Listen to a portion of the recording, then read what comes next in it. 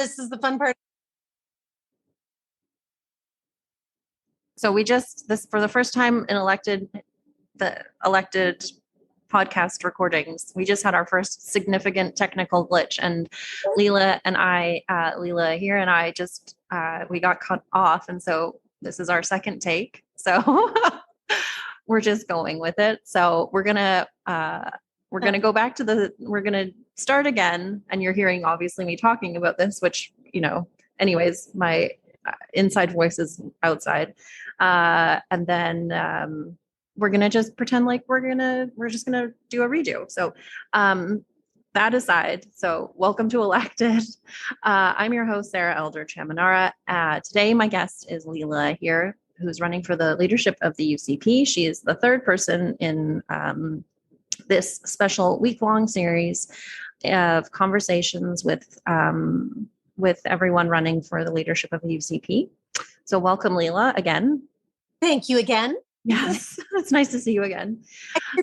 Sarah is always good. Yeah, right. So before we get started, in the spirit of reconciliation, it's important to me to share my personal commitment to learning the history of colonialism and the ongoing systemic violence and oppression against Indigenous peoples. The land where I live, work, and record from is the traditional territories of the Blackfoot Confederacy, the Siksika, Kainai, Piikani, Tsuut'ina, the Stoney Nakoda Nations, Métis Nation Region 3, and all people who make their homes in the Treaty 7 region of southern Alberta. So, the good thing about getting to do a redo is we can now edit with anything that we were like, oh, I wish could have said that, or I should have said that differently, but we didn't even get that far into it. So we've met before, and it goes as far back as I guess we thought it was 2016, because I said it was, at least for me, it was BC, which I use for before children, at an Ask Her Stampede event. But for anyone who hasn't met you, I do want to say, if there's ever been an event around women that I've been in the room for, I've always seen you there as well. So, and I think that you've shown up consistently over the years that I've been in this sphere of politics in Alberta, specifically related to women. So, that stands out in how I know you, from being at events and seeing you there. So, thank you for doing that all the time. Well, thank you for being there too. That's how we became friends, right? Through all that. And thing before, do you remember the purple balloons and in the basement of that little community hall? But you had said something actually really important when you had talked earlier about being an active accomplice. And that's actually what that's about, right? Mm. Those moments where you're reaching out and participating in a way that it's not partisan, right? It is about a bigger and more important collaboration amongst women, regardless of where you lie on that political spectrum. So it's been a beautiful journey. I'm so glad that we get to do it together. Yeah, no, thank you. And you're right. Actually, I think I skipped that part. It was included in our first go, but yeah, Elected is, so I revised the bio or the intro recently to say that, the podcast is for women and our active accomplices, because recently I've started meeting people, men specifically, who have, said, I'm an ally to women. Well, okay, tell me how. Tell me what makes you an ally. And also the very popular and rightly so, the retort, specifically to the Black Lives Matter movement, Black people don't just need allies, they need accomplices. Women, in the same way, we need not just allies, but we also need accomplices in the very obvious and clear fight for gender equity, gender equality, for pay equality, for, equality of all kinds. And so that's, yeah. But showing up definitely matters. Showing up matters. And on that note, with I have two sons and a husband, and actually my puppies are both boys too. I am surrounded by my own, but these are more than active accomplices. These are this next generation of young men in particular that are going to be plowing this pathway alongside of the genders, and generally speaking, right across, to leadership will be something that we stand shoulder to shoulder with, right? It's not a you in front and people behind. It's like this. We're mowing, we're pushing, we're trenching, all of the things that all of us are looking for. But having those men come forward and being accomplices, to use your language, is probably one of the most powerful things that can happen, especially on a women's campaign. Well, and I'm also a mom of two boys. And so although they're very small, but, one of my goals in my number one goal in life is that, that they're good people, but then also that they, are accomplices too, and, great partners to whoever they're in relationships. And they'll never, be like, oh, I don't want to go to the grocery store because my partner needs, menstrual hygiene products, or, they're not going to shy away from doing that, because those are just things that everyone experiences. And that's, like, to me, all part of it. I love it, because my husband is the shopper and he had the hardest time even differentiating between tampons and pads for the longest time. And I'm like, honey, let's just get this straight. And then when they started sending the boys to go and get that stuff, I would get, in the era of cell phones, I should show you one day if I showed you like the pictures of like, well, do you need this one or do you need this one? Pictures. Yeah. So they're going to be such wonderful partners to whomever come into their lives. I hope so. Sensitive. And I mean, those conversations and removing the stigma around those conversations is half the battle to being able to move forward. So yeah. We could have a conversation about that. I'm sure that's another podcast. So let's get right into it. So because of our failed first attempt. So Leela, tell me why you're running for the leadership of the UCP. So like I'd said earlier to you, I'm very compelled to run. And I was telling you a little bit before about my family, but my dad, when he came, he was absorbed by the Alberta spirit. And then he met my mom because he was in a choir and a bridge club and they were singing together. And so you can imagine my dad is like this gorgeous, like chocolate brown color, right, from South India. And my mom is an Irish girl, red hair, freckles, actually Irish, English, Scandinavian, and Scottish, as I understand, as I did my 23andMe recently. So evidently there's Scandinavian in there too. But the beautiful thing about that is that you can imagine what it was like in 1969 and 1970 being married and raising a family that way. And we moved to a rural area fairly significantly early in my lifetime. And they didn't fight, Sarah.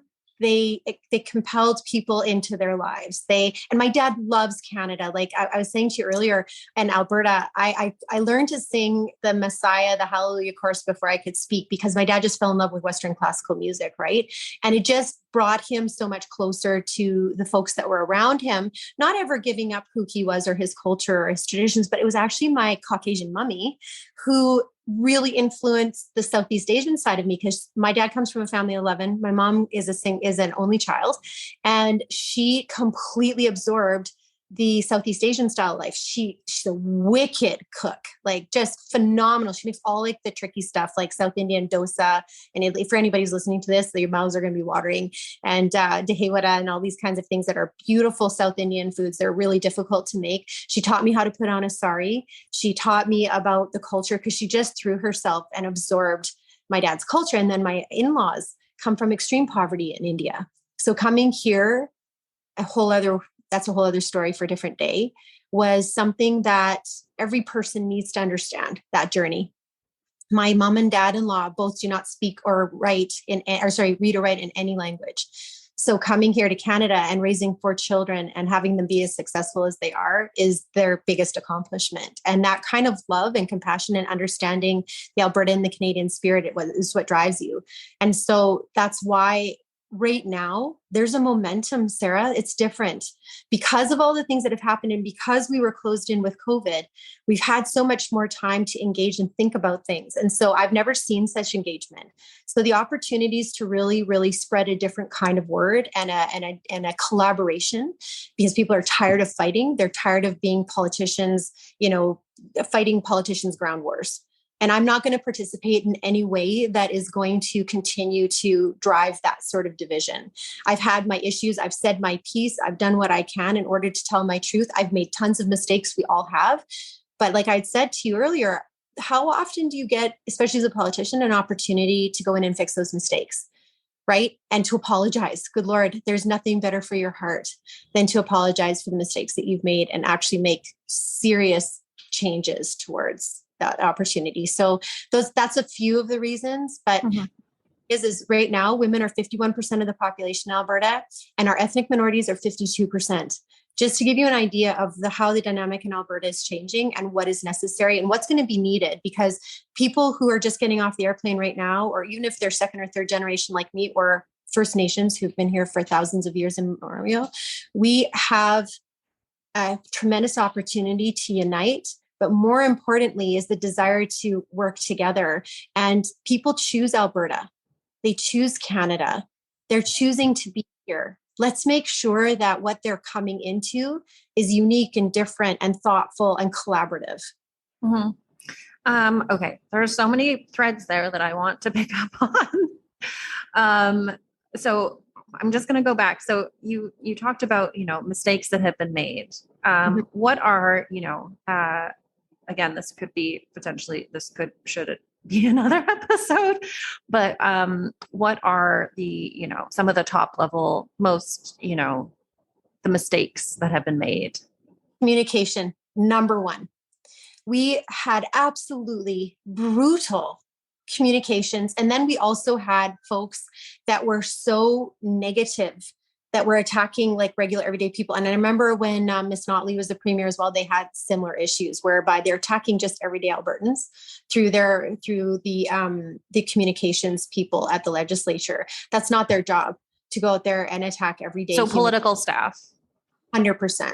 And that has to stop. The political staff are there to help forward the agendas that you have. It's important that you're able to communicate about them. But if you're right and you're strong, communicating that should be right and strong. It's not about attacking people with different opinions. And why would you? Like there's always going to be people attack you. It's just the way it is. But you can always go into it with a sense of strength if you know what you're talking about, and to be able to debate the issue, not the character or the human being that's in front of you, right? And people are angry and frustrated. And social media, though at times I just like cringe at the things that are even being said about me, I would rather have a format where that's being said, where I can figure out, okay, well, what can I do differently and how can I communicate? That's number one. The second part about it is that we have the whole legislature is a toxic environment for not being able to fix your own mistakes internally, because people are so attached to their ideologies that there's just no room for movement to be able to look at a piece of policy and see, well, how can we make this better? And how can we make sure that we're aligning with how Albertans feel? Because you come into it with these wonderful high expectations that, you're there for the people of Alberta, because I don't work for the premier and I don't work for the legislature. I work for the people of Alberta. That's my boss, my 54,000 constituents, right? And the 20,000 or so that put me here. They are my boss. And when I was the minister, the people of Alberta. So there's a very different lens when you look at it from that perspective. And you think differently about how you communicate when you understand your audience. That leads me to my third point is that our government did not understand Alberta. It was very, very, in my opinion, federalist centered. It was not an Alberta resonating, Alberta is savvy and cultural and beautiful and actually they're moving forward. We're evolving faster than any government could possibly keep up. But to understand that heart and to be able to speak to that and have legislation that matters to that. And then going back to my first comment about being able to communicate it appropriately. Like I'll give you an example, Bill 8, right? Which we got just roasted over. And then there was the whole fountain situation as well too, right? Bill 8 entrenched the 2S LGBTQ rights into the legislation. It is the most powerful legislation in Canada. No other province has it, but we didn't communicate that. The communication came out from the premier's office that, well, if somebody has suicidal ideations, we need to be able to tell the parents. Well, that does not get conflated with a GSA. You don't have to know that you're in a GSA in order to have a duty of care in education to be able to share with a parent that your child is in distress. The two, like the way that it was communicated, Sarah, it was so poor and so bad and so ideological versus the work that we were actually trying to accomplish. Does that make sense? It does. I definitely think that a lot of the policy being that put forward by the UCP, in my personal opinion, has been very ideologically driven.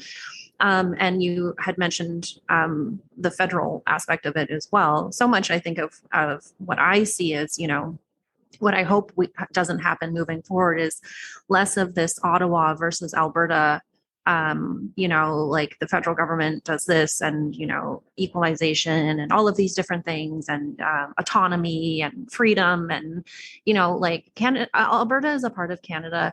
Canada is a part of Alberta. People don't move to necessarily, I mean, some people might be like, yeah, I'm going to move specifically to, Airdrie or Olds or, Calgary or Edmonton. But for the most part, I think people who come to Alberta are, predominantly coming to Canada. And so they want to be Canadian from someone who's coming from outside the country. But then also someone like me who moved from BC, I'm, yes, I'm born and raised in British Columbia, but first and foremost, I'm a Canadian. And you don't see, Alberta has really honed this craft of attacking and making Ottawa the enemy. And I don't know what good it does besides, riling up people who see that as an issue. But we need to work within Confederation, in my opinion, not against it. But yeah, going back to the ideological perspective, so much of what was communicated, I think was done for a specific aspect or a specific part of the UCP party base, and the UCP party base isn't all of Alberta. There's 4.5 million Albertans. I'm not sure how many party members there currently are of the UCP, but I think the job that you sign up for when you run, obviously it's from a partisan and politically ideological perspective, but you're governing for everyone, not just you're not just governing for the party members who voted for you in a leadership race. 100%. And that's the thing. So it's, may I expand on that comment? Yeah, please. So to your point, I think that there are things that you need to push back on, obviously, but there has to be, and I'm talking from the Ottawa side of things, but the pushback can also be like, here's the thing is you never see the journey, right, of the attempts and the work and everything that goes into trying to collaborate. I actually think that there were some amazing chances and opportunities that I saw formulating that Premier Kenney was working on. And then somehow things moved in a direction where there wasn't that collaboration. Like when you're talking about equalization, all that, I think there's a wonderful opportunity for a conversation there because there's a lot of premiers who want to have this because honestly, if we fix equalization, it benefits all of Canada. And there is a tremendous opportunity for a conversation there. But some of the parts that we miss sometimes is looking at like what other things can we get from Ottawa? Like we don't look at health transfers, for example. I know that the provinces are always asking for more money for healthcare. But overall, people, especially right now with the price of oil, Alberta is went through definitely some difficult times, but we're not a have-not province. We are a have province. We have a lot. Yeah, we were suffering like in terms of, especially when you're trying to give back to folks during COVID. And it would have been very, very nice to have seen more collaboration between the federal and the provincial government. But having said that, if you look at health transfers, there's a huge opportunity there. If you look at the way that the GDP of each of the provinces is put together, there's a huge opportunity there. But it requires an ability to negotiate, an ability to conversate, an ability to bring people around the table. And sometimes it's really different voices. Like Sarah, we can't shut down conversations, but they need to be transparent too. And I understand there's proprietary stuff that has to stay, in the background until things come forward. But the average Albertan wants to be taken along in the journey. They want to be included, and especially now. So I actually think there's a tremendous opportunity for conversation, but to your point, within Confederation, within working together, there are so many things that people are using as their touch points in order to, as you said, to rile people up. But there's no way that they can make those promises happen without that thought of like separation or, and I appreciate the conversation. Anytime all of us are having these, there's wisdom in all of that. But the people of Alberta are done. They're tired fighting. They want to see, you're right, we're doing well right now. But you know what I would love to see is that, do you remember, was it 2016 that Prime Minister Trudeau had brought forward that $11 billion promissory for housing? And there was a particular $5 billion piece for women and children in housing. When we actually looked into that, and especially when we got into government, it was so prohibitive that it doesn't actually work. And it's lovely that the dollars got put there, but that would be a conversation that I'd love to have with the federal government to find out what happened to that and where did it go and why were we not able to access some of that in the province. That's just one example, but where I think that a strength and a pushback and a strong sense of the Alberta notion, working in collaboration with Ottawa, is a distinct possibility of how we can move forward. Yeah. So much to get into. There's just this conversation. Yeah, this, for the sake of anyone listening, as well as, our managing our own time, I wish, this podcast, I could have this conversation with you, and in general for, hours or days. But for the sake of time, let's move on to the second question, which, a lot of it maybe has already informed what I'm going to ask you, but so it's a crowded field in the leadership race, and we're recording this on June 28th, and there's rumored to be, so this will come out the week of July 4th. So there's rumors that someone else is joining the field. But so what differentiates you from the others? Well, first of all, I'm a collaborator. That's the way I work. This way my brain works. It's always been my go-to.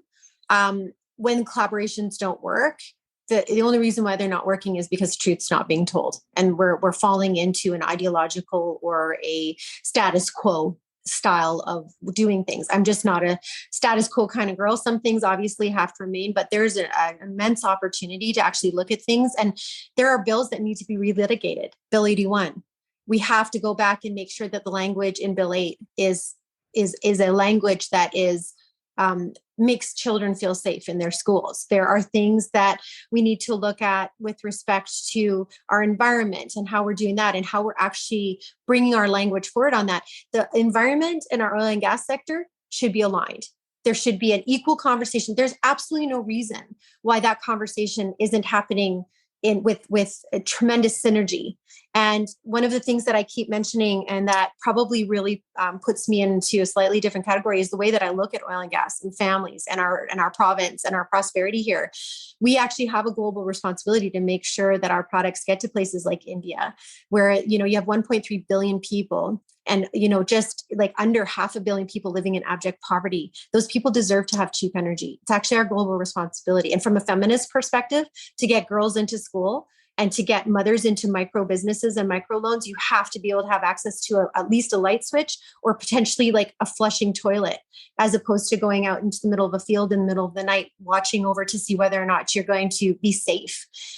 We have that global responsibility. And it is such an amazing, when you're looking at environmental and social governance, it's a huge piece of the model that has been missed. And an amazing opportunity to talk about our environmental savvy in this province, to be able to get our products to other markets that are necessary, to work with the pipelines and to work with the tanker organizations, and to work with the federal government to understand their positioning on this is actually stopping us from being global leaders in this. And we have so many opportunities, not only with our resources, Sarah, but the technology that we're building here too, to share with other countries, to show them. We're looking at nuclear power right now, which is amazing. We're looking at so many things, carbon capture.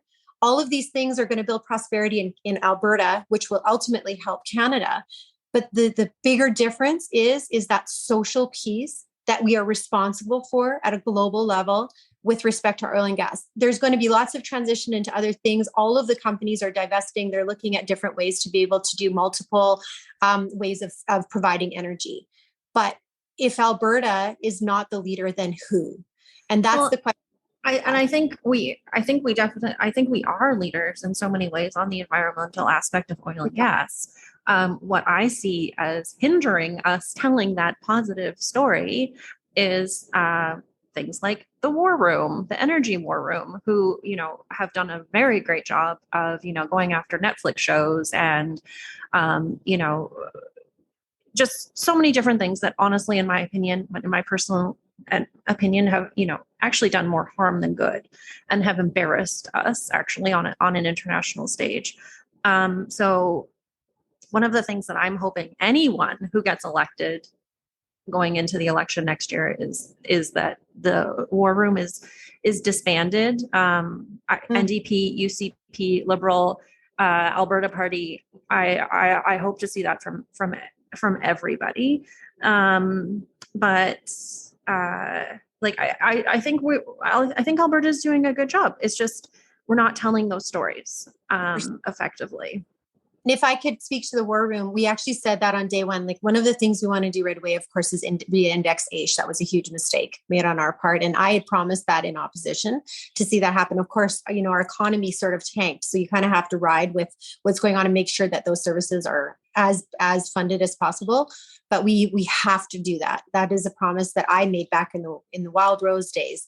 And I fully intend to keep up with that. But the war room, and the interesting thing about the war room is it's not a public body. So you can't just I know it's internal to government. Yes. So you can't even FOI it. I know. So you can imagine the amount of work that's going to need to go into seeing what happened there. And that is a differentiating part for us as well too on our campaign, because we want that.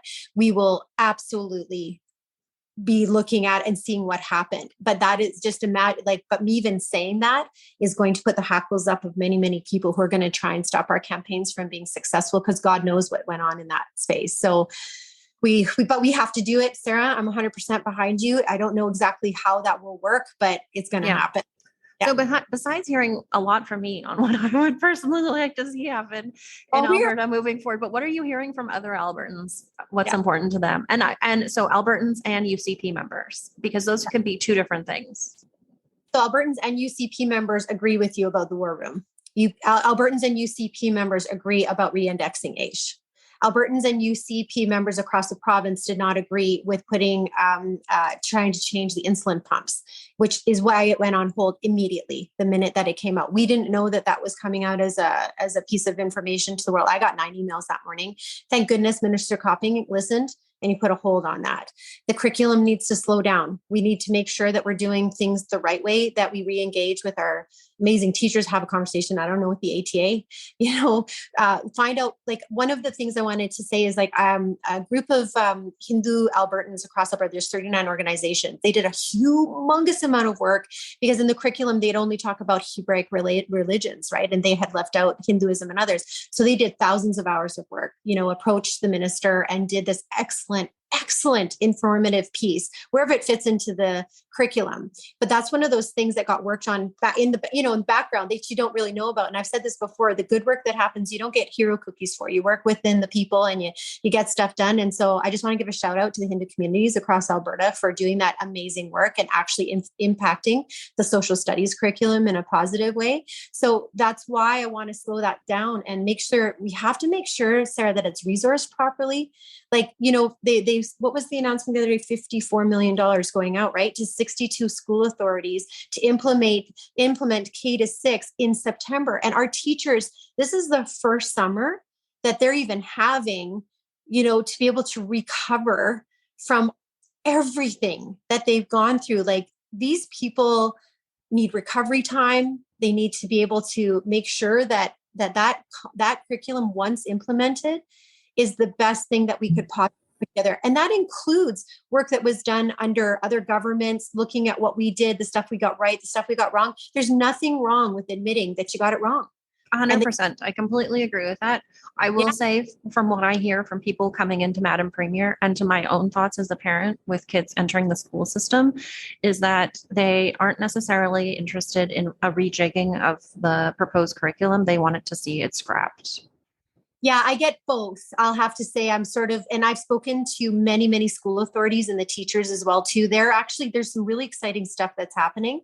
So taking all of that into consideration, the biggest issue that we hear isn't so much about that, because the teachers and school authorities and everybody, since all of the proposed draft came out, there's been so much work that's been done by people. So I don't want to get rid of the good work that's been done as a result of the mistakes that were made. That's where we're learning.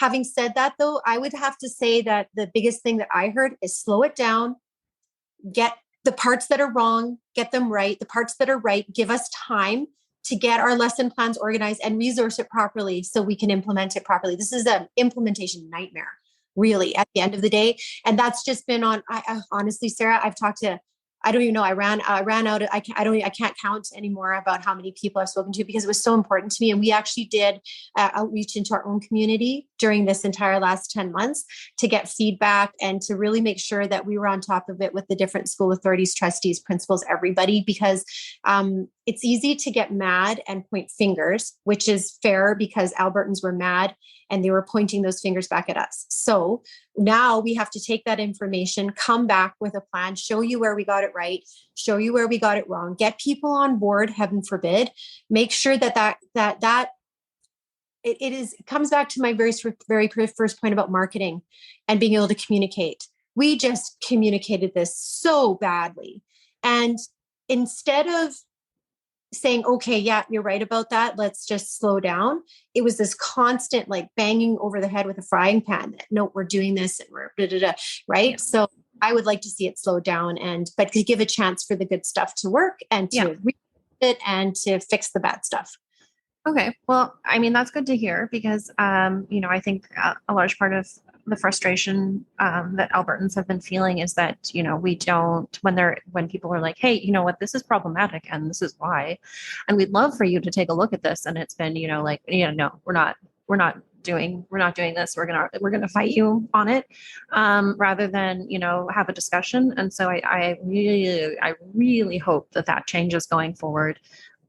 Has to change. Absolutely. No doubt about it. It's about collaboration. It's not about fighting about things. There's a way to be able to do this that people feel engaged, involved, honored, right? Well, not everything has to be a fight. And I feel like it is. Like everything is a fight. The smallest things, the biggest things. And it's created this like sense of like Alberta politics has just been absolutely relentless. And like it's like honestly, I feel a lot of it is intentionally manufactured.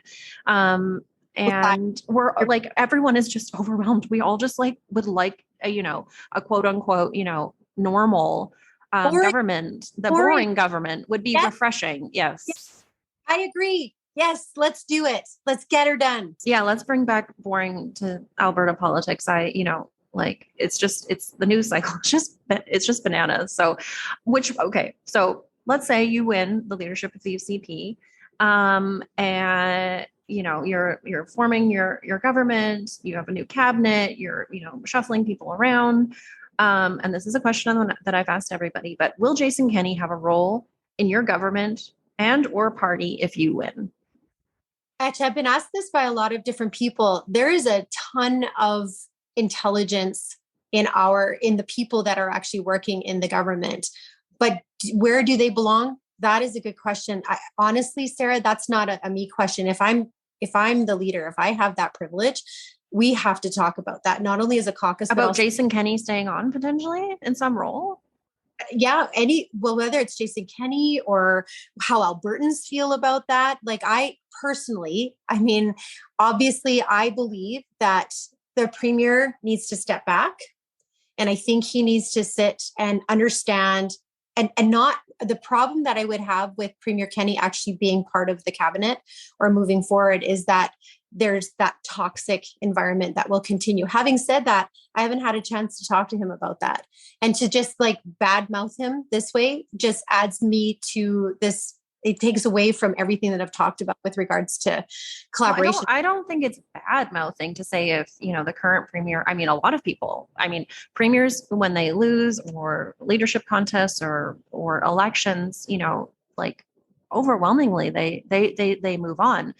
Kathleen Wynne, I can think of as an exception, who stayed on as an MPP in Ontario, and she just resigned in going into her time into the last Ontario provincial election. But for I can't even think of it's very unusual. Andrew Wilkinson, I guess, stayed on after he resigned as leader of the BC Liberals for a while and sat as an MLA, but like their lives.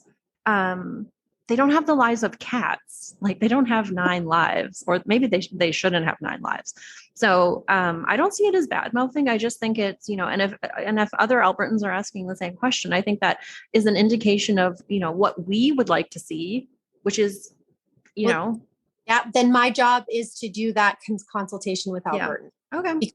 Because the way that I look at this point in time, it's not something that's like, it's not a forward-facing issue.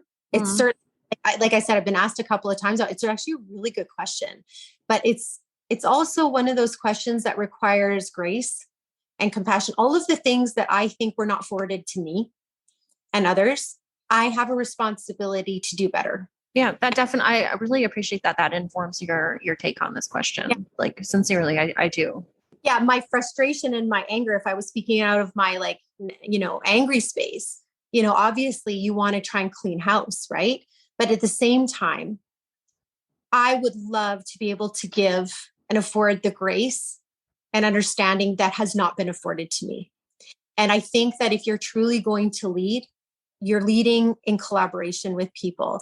And we would also have to take responsibility for that discussion. But I'm so glad you brought it up, because I'm actually going to ask people now to see where their heads are at with that. Because again, I don't work for Jason Kenney, I work for you. So if you are saying, and average Albertan is saying, because honestly, even the fact that he's making cabinet shuffles right now and working in that, in my opinion, it's a figurehead. He's supposed to just be keeping things relatively calm until the new leader can come in, and that's not happening, right? So even those sorts of things, I think the average Albertan is seeing that. So I'm so glad you actually brought this up, because I hadn't thought about it from your perspective. It gives me a lot of opportunities to actually ask that question to the average Albertan, especially over Stampede, to see where people's heads are at. Because if we get this right, Sarah, and we do it the right way, in a way that shows compassion and grace and collaboration, it will show to Albertans that we're going to do things differently, like we say we are, or we go back into that toxic environment and treat people the way we've been treated. I just don't think that, it's just not the way that I was raised.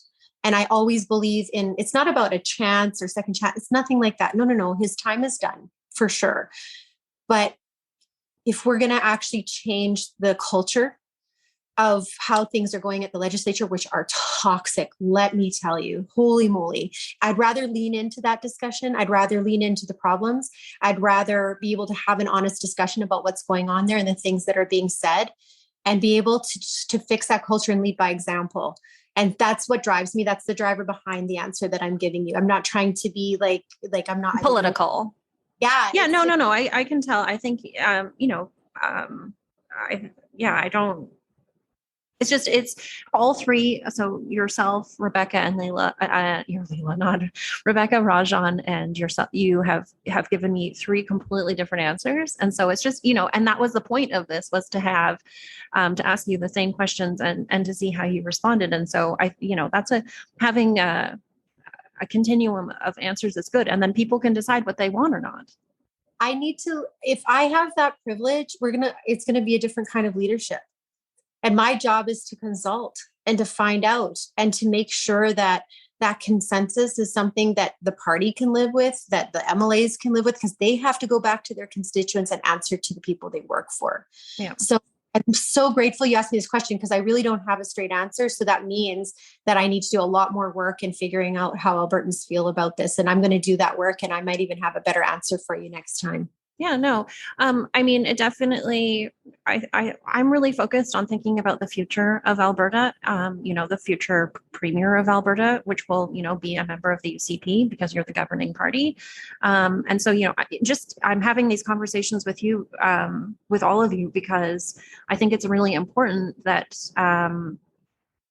someone's going to be our next premier, and we need to understand who they are, what drives them, what motivates them, what is, where do they stand on the political spectrum, on certain issues, what are you willing to say was a mistake? What are you willing to say wasn't a mistake? Like all of that. If I could, I'll add this into it just to give you some context. Like, I was the deputy leader, and I fully went into it with all of my heart, believing in Premier Kenney. It's also my responsibility to fix that mistake. because I'm part of why we're here. So if I don't honestly look at my own part in this and take responsibility for my own pieces, I will never adequately be able to lead forward in a way that Albertans can trust. So this is a beautiful part of the conversation. It's everything I believe in, right? And it's part of that humility that comes from, the learning curve of all of this, and understanding the political talk around all of this. And then more to the point is understanding where Albertans sit. And for me, that's everything. It's everything. Well, so we've made it through all 5 questions. Yes. So if someone is interested in learning more about you, how do they get in touch? If they're interested in volunteering, how do they get in touch? How do they find you? Leela.ca would be amazing. We've got some of our stuff up there. We'll have some more platform materials coming forward. And one of the things I wanted to mention, if it's okay with you, Sarah, is that the $175,000 that we have to raise is massive. But if we have 10,000 new members that are looking for a leadership that is going to be human-centered, centered around Albertans' priorities. And if 10,000 people donate $100, we have $1 million to run this campaign. It's way more than we need. We only need about 450,000 to run it. But if you can imagine 10,000 members, new people coming in that are small seat conservatives that see the future of this province, that see the ability, that's how we fundraise. It's grassrootsy. But it comes with a connection, and that membership matters, and a lot of people don't understand that this isn't a regular election. You can't just vote. You have to have a membership to vote. And so and I speak on behalf of particularly all of the women in this election, we are amazing fundraisers on our own. We really are, but we're all fighting for the same dollars here to some degree. Some of us are in different spaces, but those memberships really matter, and those donations to those campaigns really matter. So I would really, really highly recommend that. That involvement is important, but just spread the word, and you have amazing candidates in front of you, 9 potentially, right? Or 10, I guess, potentially. That is a vibrant look at what the Conservative Party could become. And this is all about, how you're saying, how you're looking to the future. What could we be? Mm-hmm. Where do we go? And that investment is that where do we need to go? And that fueling that future of, all of the things that are so important to Albertans. I'm so excited to hear from folks. And thank you for the opportunity to be here with you today. Well, whatever happens, I really hope that going into the next provincial election from all parties, we hear about, the future that they see for Albertans and Alberta, and that it's, not, you did this. That's important. You need to be accountable and to point out what was done, but also you need to, as they say, when you're in opposition, your job isn't just to oppose, but propose. And so that proposal part is the one that I'm really looking forward to. And my expectation is that it happens. I want to hear what parties are proposing for the future of Alberta. While recognizing this is where we've come from, and let's move on. Let's move on. And fixing some of those mistakes is part of that moving on. It releases you, right, from the past. And it gives you this wonderful, unbelievable trampoline into the future. I'm so optimistic, and I'm so grateful that people have choice in this election. If everybody can raise their dollars, they're going to have great choices in this election. What a beautiful opportunity. And I've never felt so humbled and so honored to be before the people of Alberta. And I'm really looking forward to putting this team together. Well, that's good to hear. And we'll leave it there for today, but I really wish you all the best on the campaign trail. Good luck again with you, as you mentioned, raising $175,000 to get into the race, 25 of which I believe you get back if you're well behaved, according to the party. So there's that, but I really do hope this is a constructive campaign for everyone running for the leadership of the UCP and to be the Premier of Alberta. That to me is the most important part of this. So thank you so much, Sarah, for the opportunity. Great questions, by the way. You've given me a lot to think about. So I appreciate it. Thank you, Leela. And so I'm not. We have lots to talk about. I know we do have lots to talk about, but this potentially wraps up my series of talking with UCP leadership candidates because on this date, as we're recording on June 28th, it's coming out the week of July 4th. I'm not sure. I'm still waiting to hear back from, as of today, Danielle Smith, Todd Lowen, Brian Jean, and others. So I'm hoping that you'll hear episodes coming from them this week. But if not, maybe we'll do a wrap-up episode talking about, why they may not have chosen to take part. But I hope if this is the last episode in the series that anyone listening has found it informative and been able to, to hear directly from you, from Rajan, and from Rebecca about why you're running, and potentially one of you may be the next premier of Alberta. So it's possible. It's possible. It's going to happen. Someone's going to get it. So thanks, Leela. It was really nice chatting with you. Much love to you and your family. Thanks, Leela.